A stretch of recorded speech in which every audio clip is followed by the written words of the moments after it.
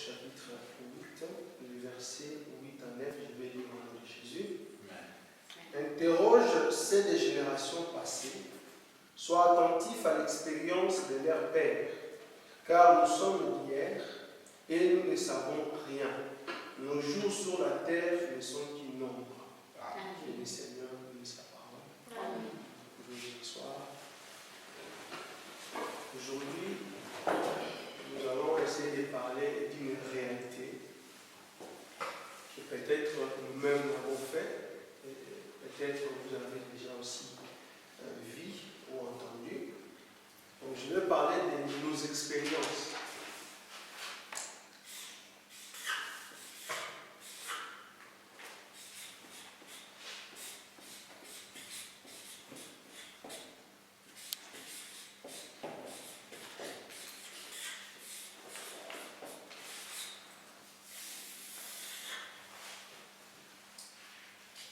En parlant de nos expériences, nous nous tardons souvent sur l'histoire de nos vies.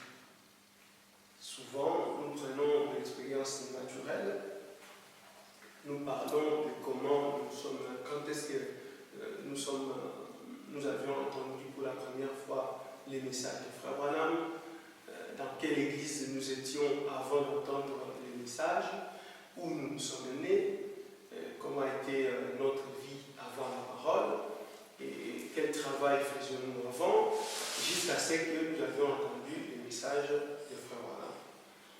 Mais, en tant que chrétiens, quand nous parlons de nos expériences, la chose la plus importante qu'on devrait transmettre à ceux qui nous écoutent, c'était de parler de l'expérience de la nouvelle naissance et de la vie spirituelle.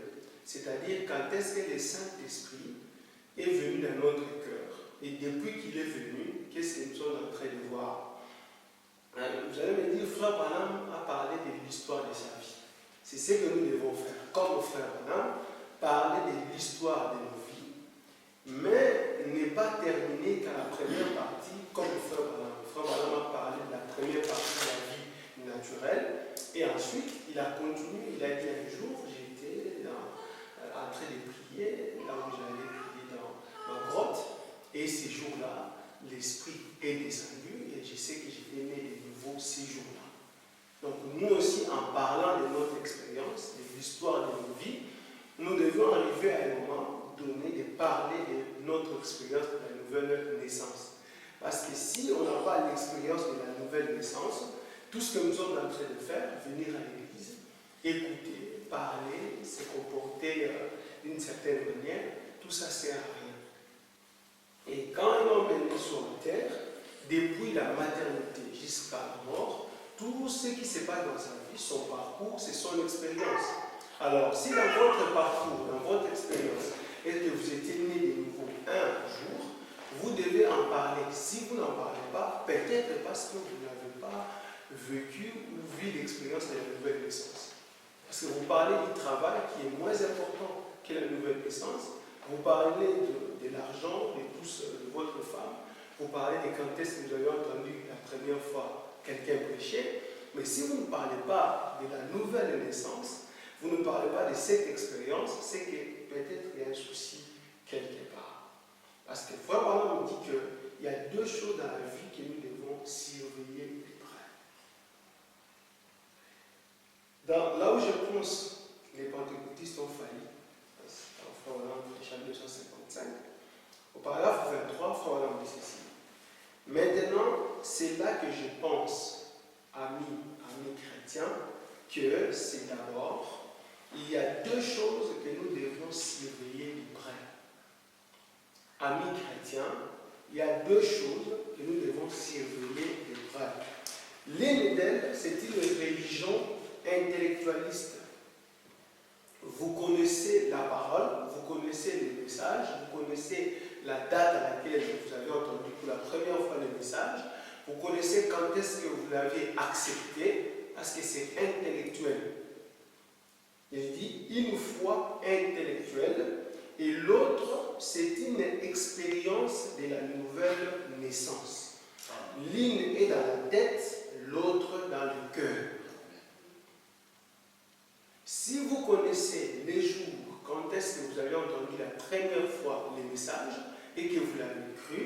À ce moment-là, ce n'était que dans la tête.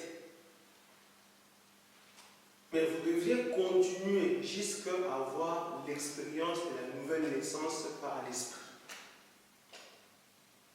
L'une d'elles est dans la tête, l'autre est dans le cœur. Et quand on nous demande, tout le monde en général, quand on nous demande notre expérience, nous parlons seulement de ce qui est dans la tête. Les dates, les jours, les températures, comment ça a été. Mais en lisant Job, Job nous dit, demandez à ces des générations précédentes. Demandez leur expérience. Il dit parce que, car nous sommes d'hier. Il continue, il dit, et nous ne savons rien. Nos jours sur terre ne sont qu'une ombre. Et quand nous regardons dans le passé, nous voyons William Branham qui nous raconte son histoire depuis qu'il était né, qu'il avait des visions, mais il dit qu'il n'était pas né de nouveau. Ce qui signifie que tu peux avoir des visions, tu peux prêcher la parole, tu peux venir à l'église et ne pas être né de nouveau. Parce qu'il était en train de voir des visions qui s'est réalisées, mais il n'était pas né de nouveau. Et quand vous venez en train de raconter votre histoire, quand est-ce que vous avez cru la parole, comment vous êtes venu et quand est-ce que vous avez commencé à prêcher ou quand est-ce que vous êtes devenu diacre, comment vous êtes resté longtemps dans telle église, cela n'est pas une mauvaise chose. Nous l'acceptons, mais nous essayons aussi de chercher quand est-ce que vous êtes né de nouveau. Parce que c'est la chose la plus importante. Et c'est là, souvent dans nos bouches, on ne souligne pas. Est-ce que nous sommes réellement nés de nouveau? Pourquoi ne nous soulignons pas? Est-ce que c'est quelque chose qu'on devait garder? Est-ce que la parole nous dit de les cacher? Or, vous le savez, quand vous passez devant les gens, même à l'église, quand vous témoignez que Dieu m'a béni, j'ai acheté une maison, vous allez influencer quelqu'un qui est sur le banc de vouloir aussi demander à Dieu de le bénir pour acheter aussi une maison. C'est la même chose quand vous parlez de la nouvelle naissance, quand vous parlez de cette expérience, comment cela s'est passé, comment cela a orienté votre vie dans une certaine direction. Alors à ce moment-là, vous allez influencer aussi quelqu'un qui est sur le banc de vouloir avoir cette expérience de la nouvelle naissance. Dans l'exposé de cette église, à la page 141, Frère Branham dit ceci. Il dit, qu'est-ce qui a été à l'origine de ces malentendus? Parce que les gens étaient en train de discuter sur le Saint-Esprit. Chacun était en train de montrer qu'il y a une fleuve. Et l'autre avait dit que non, c'était, comme on dit, c'était un puits cartésien. Alors, Frère dit que pourquoi ils étaient en train de discuter sur les deux sujets, chacun avec ses idées. Frère dit qu'à la base, les malentendus, c'est venu à cause de l'expérience. Il dit chacun avait une certaine expérience, ce qu'il avait vécu dans sa vie, comment il avait travaillé avec Dieu. Voilà me dit, qu'est-ce qui a été à l'origine de cette malentendu? Il dit la réponse c'est l'expérience. Nous avons jugé d'après nos expériences et non d'après la parole. Nous regardons les choses. Nous ne regardons pas ce que dit la parole, mais nous jugeons des choses d'après nos expériences. Frère Branham dit, débarrassez-vous de l'expérience comme critère. Il n'y a qu'un seul fil à plomb, qu'une seule mesure, c'est la parole. Or, soyez bien attentifs pour comprendre ceci. Pierre a dit, répandez-vous et soyez baptisés au nom de Jésus-Christ pour le pardon du péché. Et vous recevrez les dons du Saint-Esprit. Paul a dit, avez-vous reçu le Saint-Esprit après avoir cru? L'expérience, nos expériences à nous, fait que nous pensons qu'après avoir cru, j'ai cru en 1990, j'ai cru en 2000, j'ai cru en 2010, nous pensons que c'était à ce moment-là que nous avons eu l'expérience de la nouvelle naissance. L'expérience de la nouvelle naissance ne vient pas quand vous avez cru. Vous croyez d'abord, vous passez au baptême, vous faites tout ce qu'il faut, après vous allez pour recevoir le Saint-Esprit. Or, pour recevoir le Saint-Esprit, il faut naître de nouveau. Le fait de croire, c'est une bonne chose. Mais tout ce que nous retenons ce qui est dans la tête. J'ai cru ce message en telle année. Et quand on demande notre expérience, c'est ce que nous soulevons. Mais quand est-ce que nous étions nés de nouveau? Ça fait combien d'années que nous sommes nés de nouveau? C'est de cette expérience-là que nous avions besoin d'écouter pour influencer celui qui est à côté de nous. Frère Branham il dit, soyez très attentifs à cela. Il dit, c'est là tout notre problème. Les gens se répandent de leurs péchés, ils se font baptiser d'eau, mais ils ne continuent pas pour recevoir le Saint-Esprit. On croit en vue de recevoir l'Esprit. Quand nous avons cru en vue de recevoir un jour le Saint-Esprit. Frère Branham dit, croire à Jésus, c'est un pas dans la bonne direction, c'est-à-dire vers le Saint-Esprit. Mais les gens s'arrêtent là. Ils vont jusqu'à l'eau, puis ils s'arrêtent. Ils croient, puis ils s'arrêtent. La Bible ne dit pas qu'on reçoit quand on croit. Vous ne recevez pas le Saint-Esprit quand vous croyez. Vous recevez le Saint-Esprit quand, après avoir cru, vous continuez dans la même direction. Parce que nous avons déjà vu avec vous, frère Branham, dit que seule la parole peut nous amener à la nouvelle naissance. Amen.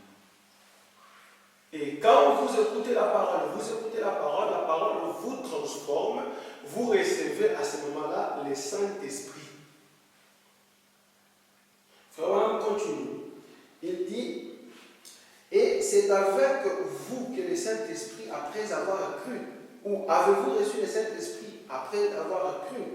La traduction exacte et littérale seule, avez-vous, en ayant auparavant cru, reçu le Saint-Esprit?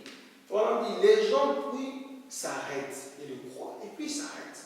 Il dit, on ne reçoit pas le Saint-Esprit quand on croit à lui. En s'étant repenti, il faut continuer et recevoir le Saint-Esprit. Vous le voyez, voilà ce qui ne va pas chez nos fondamentalistes. Ils n'ont pas de puissance parce qu'ils s'arrêtent avant la Pentecôte.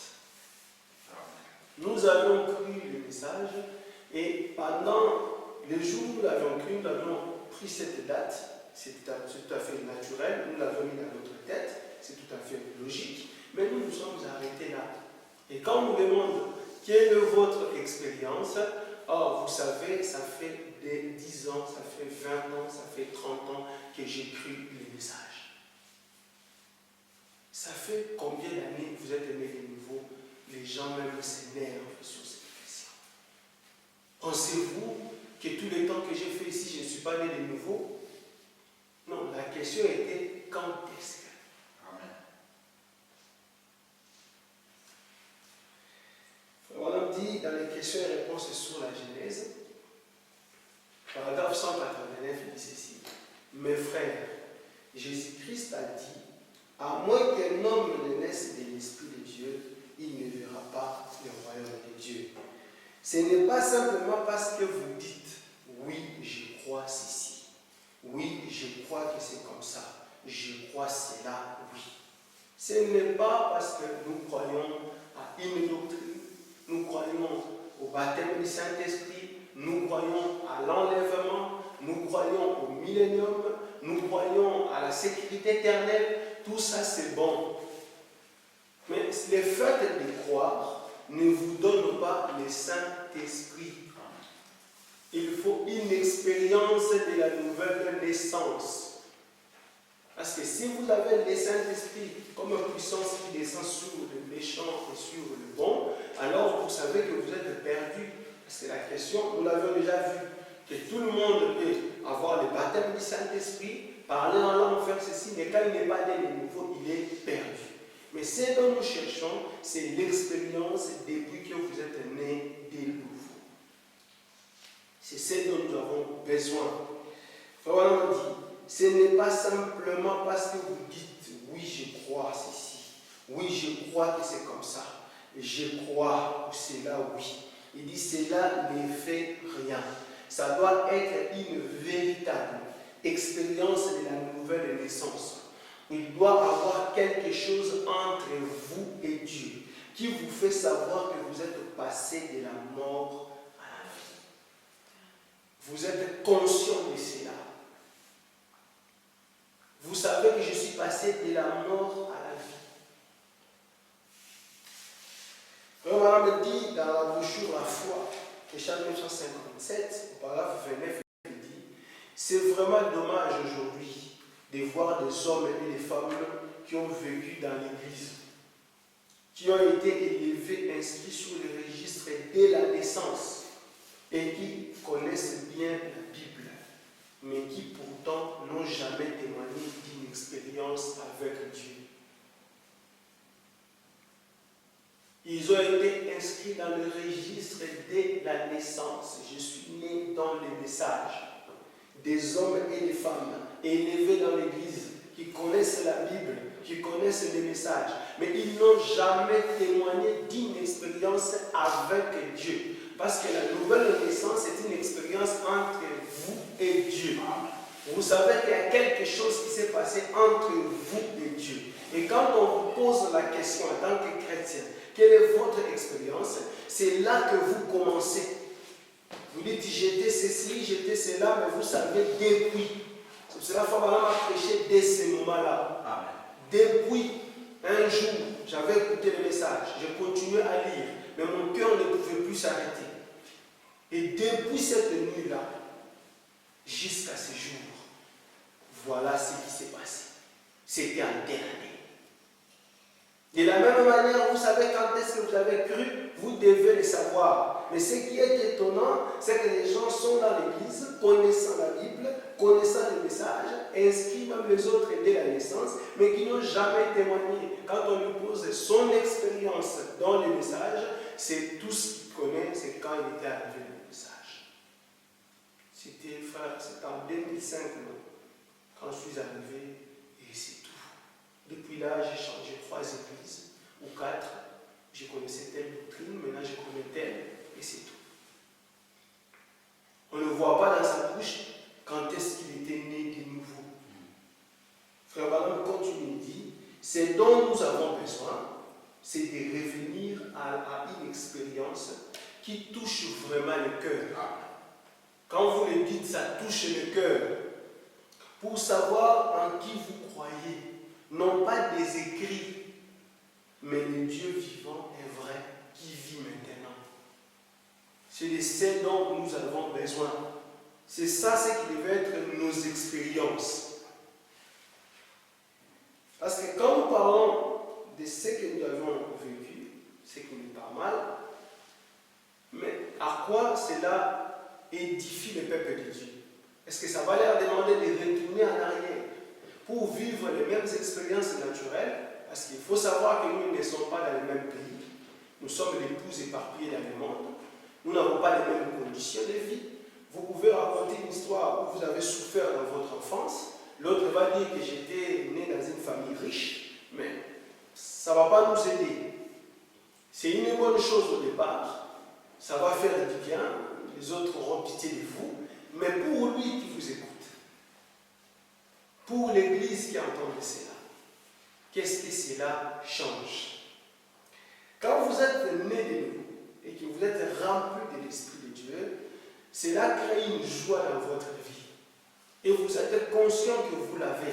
De la même manière que c'était un lundi, le 4 octobre, que vous avez lu le message, ça sera de la même manière que vous allez vous en souvenir du moment où vous étiez né de nouveau. Et quand est-ce que vous avez reçu le Saint-Esprit? Donc, question-réponse numéro 3. Prêché en 1964, au paragraphe 47, frère Madame ceci. Et vous, quand vous êtes rempli de l'Esprit, en voici un des meilleurs signes que je connais.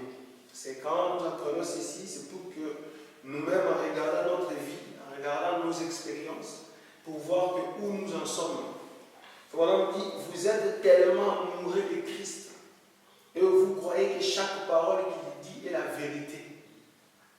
Voici le meilleur signe que je connais. Vous êtes tellement amoureux de Christ Et vous croyez que chaque parole qu'il dit est la vérité. Voyez, c'est ça la preuve que vous avez le Saint-Esprit. Et votre vie est pleine de joie. Et, oh là là, tout est différent de ce qui c'était avant. C'est ça le Saint-Esprit. Vous êtes dans la joie, vous croyez à la parole, c'est ce qui produit la vie en vous. Et cette expérience-là, vous ne pouvez pas vous empêcher de la raconter quand on vous pose la question, quelle est votre expérience? Parce que nous racontons des expériences qui peuvent toucher les cœurs des gens. C'est pour cela que nous prenons, je suis né dans une famille pauvre. Et cela fait du mal aux autres. Mais quand vous allez parler aussi de l'expérience de la nouvelle naissance, comment c'était difficile, comment vous avez parcouru les temps avec Dieu, qu'est-ce que c'est que Dieu a fait dans votre vie, ça va toucher aussi les cœurs des enfants de Dieu. L'autre est naturel, c'est qu'on ne peut pas enlever parce que les deux vont ensemble, et l'autre est spirituel. Mais si vous voulez gagner l'âme ou les âmes des gens par rapport à votre expérience, ce n'est pas l'expérience naturelle, ça c'est de l'histoire de nos vies. Voilà, on continue. Paragraphe 85, il dit donc voilà. Pourquoi cette personne ici a raison? Laissez le Saint-Esprit le faire. Et maintenant, vous voyez, bon, la cause de ceci. Laissez-moi dire ces paroles avec amour.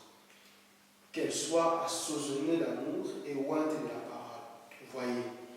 Si le véritable Saint-Esprit était en vous, vous ne vous poseriez pas des questions là-dessus. Quelqu'un qui a le Saint-Esprit, il ne va pas commencer à se poser des questions là-dessus. Voilà, on continue. Vous le savez vous-même, c'est une chose individuelle entre vous et Dieu. Voyez, vous savez qu'il s'est passé quelque chose. Vous savez qu'il y a un changement. Même s'il n'y a rien d'autre, c'est vous-même le changement. C'est vous le changement.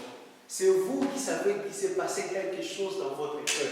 Alors quand quelqu'un vous pose la question, quand vous parlez en groupe, avec les enfants, avec les frères, dans l'église, en tant que ministre, vous savez qu'il y a eu quelque chose qui s'est passé. Frère, on continue. Et il dit, voyez, c'est vous qui êtes un changement. Vous avez eu un changement à l'intérieur de vous. Et vous savez que vous l'avez. Que vous ayez ou non parlé en langue, que vous ayez ou non sauté, poussé des cris ou quoi que ce soit d'autre, vous savez que Dieu vit en vous. Amen. Vous savez que vous avez le Saint-Esprit. Voilà, on continue. Il dit, vous savez que Dieu vit en vous et que vous ne marchez pas selon votre propre pensée, que c'est la pensée de Christ qui vous conduit par cette parole, en conformité parfaite avec elle. Vous marchez dans la parole, vous marchez en conformité avec cela. Vous avez la joie et vous savez que vous avez le Saint-Esprit. Et quand quelqu'un vous pose la question, vous lui dites, le Saint-Esprit dont Pierre avait dit au jour de la Pentecôte est réel. Parce que vous savez, moi, j'ai cru ce message il y a 2 ans, mais ça fait 1 an, un jour, j'étais en train d'écouter la parole, quelque chose est passé dans ma tête. Cette nuit-là, ces jours-là, j'étais à l'église, je ne pouvais pas arrêter de prier, je n'ai pas compris ce qui s'est passé, mais depuis ces jours-là, j'ai vu que ma vie a été complètement changée. Et c'est ce que vous cherchez à présenter devant les gens. Est-ce que le fait de parler de votre histoire, c'est mauvais? Non. Mais le fait de parler de l'expérience que Dieu attend de vous, c'est ce qui est mieux. Votre histoire, c'est une plateforme que Dieu vous a fait passer depuis la naissance naturelle jusqu'à arriver à avoir l'expérience de la nouvelle naissance. Parce que la nouvelle naissance est une expérience. De la même manière que l'enfant fait son expérience depuis la maternité, vous aussi vous devez le faire dans la vie chrétienne, en naissant de nouveau. Mais quand on vous pose la question, regardez où nous nous tardons. Nous nous tardons que dans les naturels. Est-ce avons-nous une expérience spirituelle? Parce que si nous l'avions, pourquoi ne le disons pas aux autres?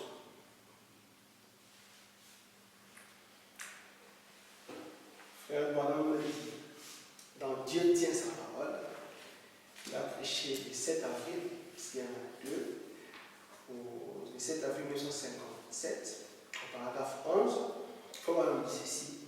C'était mon anniversaire de naissance hier. Je sais que je ne suis plus un jeune homme. Il dit, j'ai plus de 24 ans maintenant. Et nous savons que Frère Branham est né en 1909 et qu'il a au date 1957. Frère Branham dit qu'il a plus de 24 ans. Et il dit, ce sont seulement mes années. Je ne compte pas celles depuis ma naissance littérale, naturelle et physique. Je compte seulement mes années spirituelles. Vous voyez, il y a environ 24 ans, je suis né de nouveau. C'est ça l'expérience, les témoignages avec Dieu. Je ne compte pas. Cela ne signifie pas que dans ces documents, on veut effacer sa date de naissance. Mais quand il vient devant le peuple de Dieu, quand il essaye de nous parler, il essaye de soulever quelque chose d'important qui peut nous aider. Je ne compte pas celle depuis ma naissance naturelle, celle depuis que j'ai cru la parole. Quand vous avez cru la parole, Frère Branham dit ça, c'est dans la tête. Frère Branham continue. Il dit, il y a environ 24 ans que je suis né de nouveau. Et ça, c'est éternel. Celui-là était l'anniversaire de naissance glorieux, béni. Et on ne sera jamais à court de cela, ça c'est sûr. Et quand vous avez quelque chose de glorieux, vous avez quelque chose de béni, c'est ce que vous allez présenter. Mais pourquoi, quand on vous pose la question de votre expérience, vous ne la parlez pas? Il faut retourner en arrière, bien regarder si nous sommes vraiment nés de nouveau.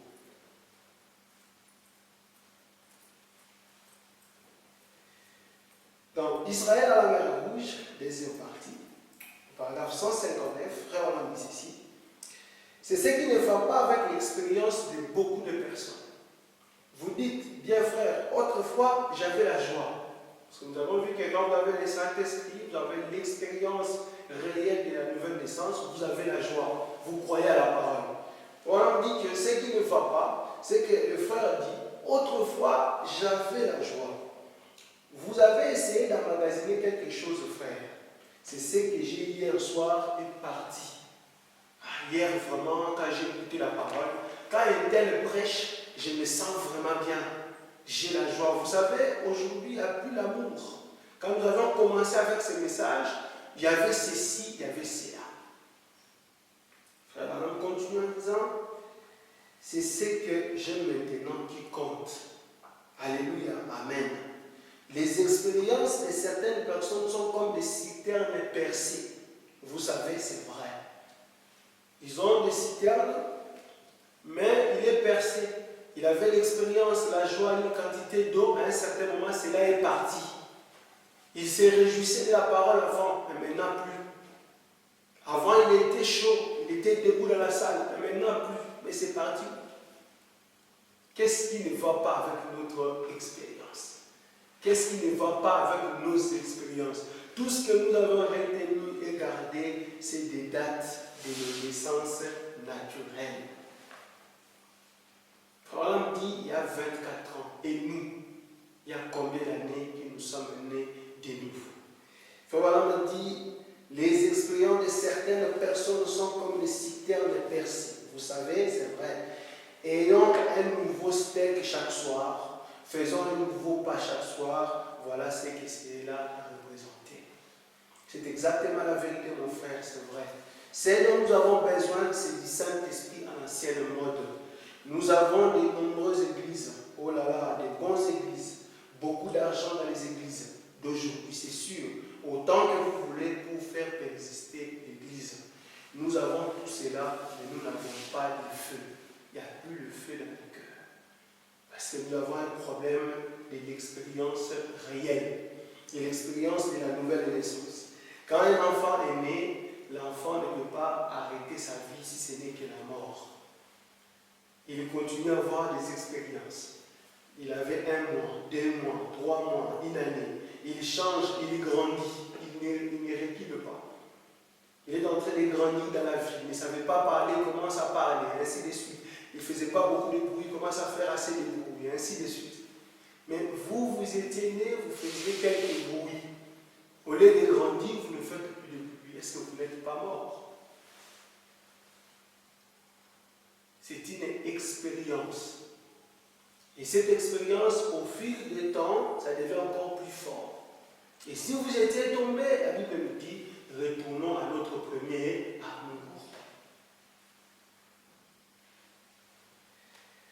Frère Branham me dit, dans la brochure, Paul, prisonnier de Christ, au paragraphe 59, il dit ceci. Quel événement cela a dû être pour Paul? Parce que nous avons lu, Jean qui nous dit, il faut demander aux générations précédentes. Il faut demander à nos pères. Et nous allons voir ce qui s'est passé avec Paul.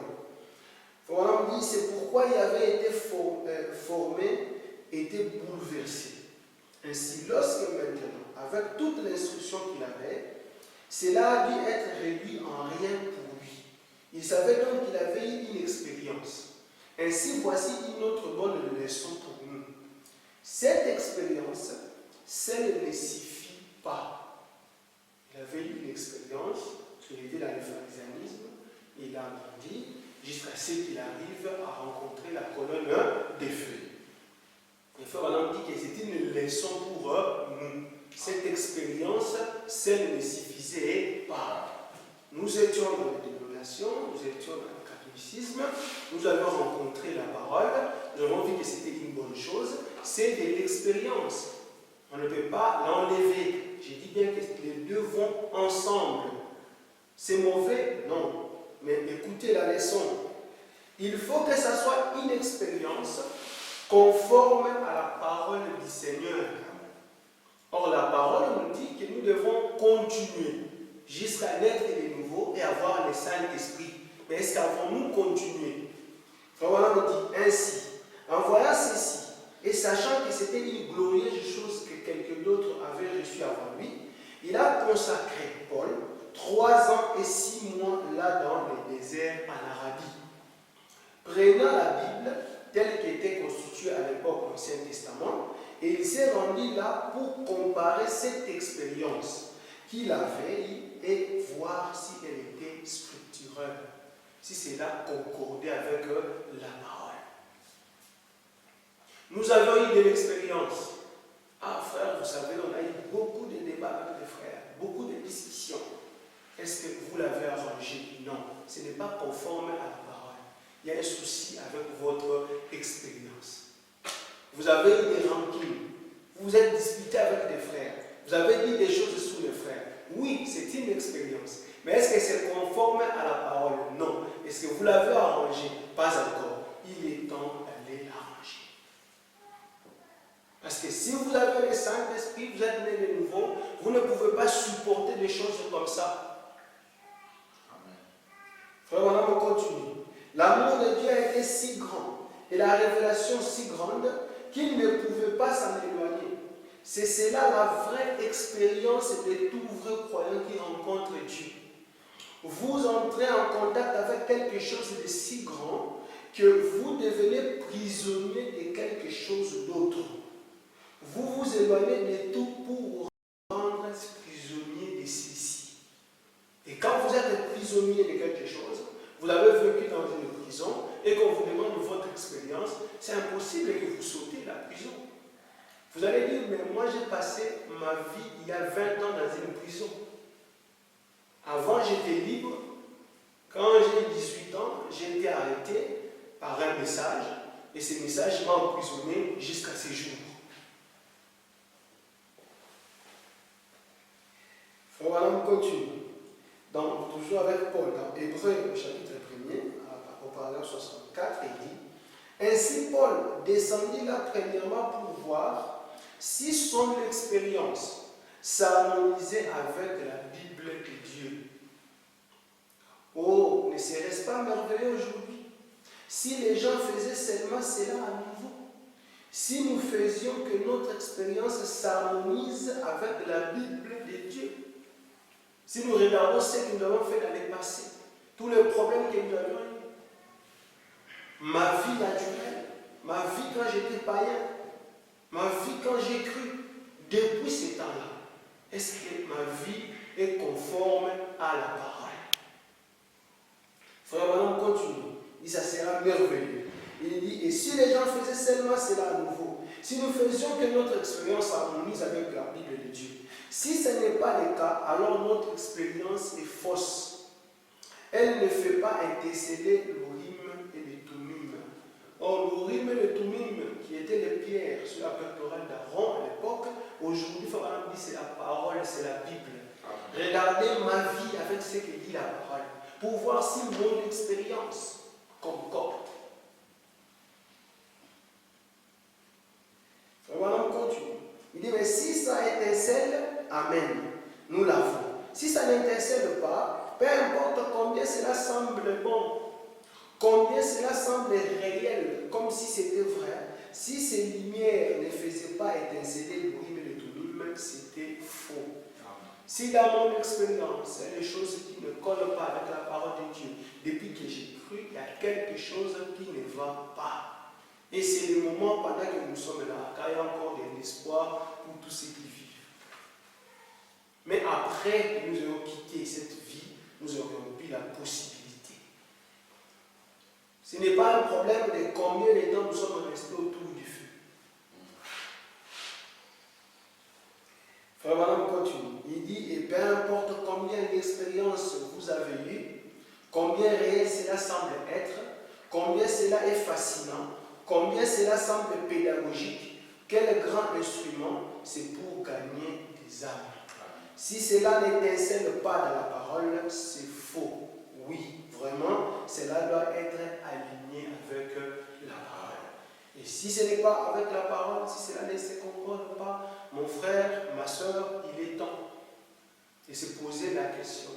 Depuis que je suis né de nouveau, quand est-ce que j'étais né de nouveau? Parce que mon prophète dit que lui, ça faisait 24 ans. Donc il savait même les années de la nouvelle naissance. Mais quand vous regardez dans l'histoire de sa vie, vous allez voir qu'il faisait déjà au moins quelques années qu'il avait cru en Jésus.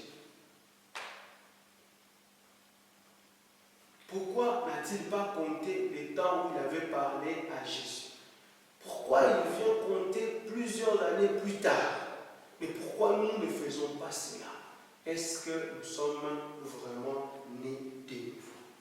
Dans les esprits séducteurs, au paragraphe 7 ou 9, frère Manandi, ça fait penser à l'Église. Peu importe combien vous substituez, quelles grandes assemblées vous avez, comment vous chantez bien vos cantiques, combien votre assemblée est très bien habillée, combien vous avez de ceci, cela ou autre chose, vous aurez beau frapper, ressentir ou quoi encore, ça ne remplace jamais la vie.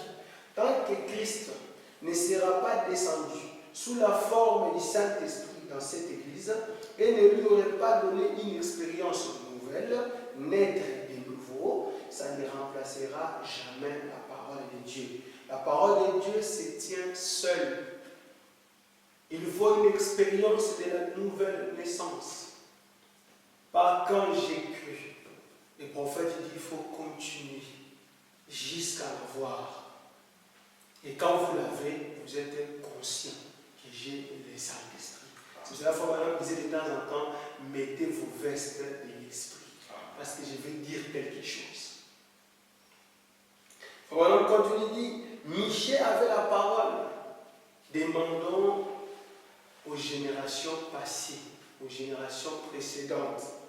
On a vu ce que Paul était. Voilà, continue. Michée avait la parole. Il savait qu'il avait la parole.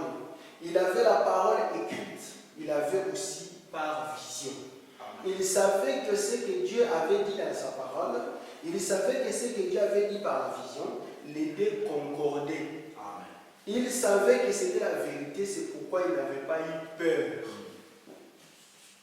Notre expérience est tellement fabriquée que nous avons peur, soit de porter la parole comme on devait la porter, nous avons peur de présenter des choses comme on devait la présenter. Alors, voilà, on dit qu'il aimerait un prédicateur qui enlève les gants, qui présente la parole comme la parole est écrite, et qu'il oublie pris un peu son expérience des séminaires. Qu'il puisse apporter la parole telle que la parole est écrite. Donc vous devez naître de nouveau. Quand on parle de son expérience à lui, au paragraphe 107, il dit ceci. Je me rappelle les premiers sermons que j'ai prêchés. Après avoir terminé, j'ai pensé ma lettre assez bien tirée. Il prêche, il termine, il pense que tout va bien. Il dit, toutes les vieilles dames assises là autour plairaient un peu. Il dit, vous savez, et elle disait, oh, quel garçon merveilleux. On a des fois, on était en train de prêcher. Voilà, on dit, il y avait un vieux pasteur, le docteur Davis, un ancien avocat. En allant le visiter, il m'a dit, je vais vous voir à la maison là-bas. J'ai dit, très bien. Le jour suivant, je suis allé tout gonfler. Vous savez, j'ai dit, comment ai-je été docteur Davis?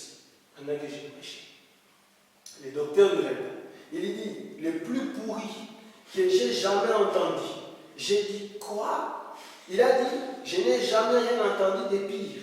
Oh, je lui ai dit, frère Davis, ils pleuraient tous. Voilà, le docteur lui répond, il dit, oui, il pleure aux funérailles, il pleure aux naissances, et quoi d'autre? Il a dit encore, que se passe-t-il, Billy? Tu n'as même pas cité un mot de la parole de Dieu. Il dit, tu as parlé d'une mère qui est décédée ou quelque chose du genre, et cela a fait pleurer tout le monde. C'est ce que nous faisons dans nos expériences. Je suis né au village, dans une petite maison, alors on ne savait même pas, vous savez, Dieu est venu me chercher là-bas. Mais quand il t'a cherché, c'est qu'il t'a donné la nouvelle naissance. Parce que Dieu prend aussi des riches. Mais je ne pense pas que l'histoire des riches va faire pleurer les gens. Frère Madame continue. Il a dit, on n'est pas de nouveau sur des choses, des sensations de cette terre. On est par la parole Billy. Oh, il m'a coupé le souffle. Je suis si content qu'il ait fait. Voyez, ce n'est pas en sauter ou à se rouler, ce n'est pas cela, c'est pas la parole qui vient ou qui rend vivant. La parole est vivante. Ce ne sont pas les expériences, mais c'est la parole. Il faut apporter la parole qui va rendre la chose réelle, qui va faire naître les gens de nouveau. Connaître quand est-ce que vous étiez né de nouveau et comment présenter la chose. Et cela rendra la chose plus claire. C'est cela qu'il me dit au paragraphe 2 dans le saut de Pâques, il dit, l'autre jour, quelqu'un me demandait, quel âge avez-vous, frère Branham? Je lui ai dit, 26 ans. J'ai effacé les 25 premières années. Je ne l'ai pas tellement bien servi pendant ces années-là. J'ai dit, j'espère que lui aussi, qu'il les efface. Est-ce que nous sommes prêts à effacer les années depuis qu'on avait cru qu'on avait mal servi? On a dit, d'obtenir que lui l'efface, ça sera une autre affaire. Et c'est souvent ce que nous rencontrons sur les chemins. Après avoir entendu, c'est à notre tour du jour. Que le Seigneur vous bénisse. Amen.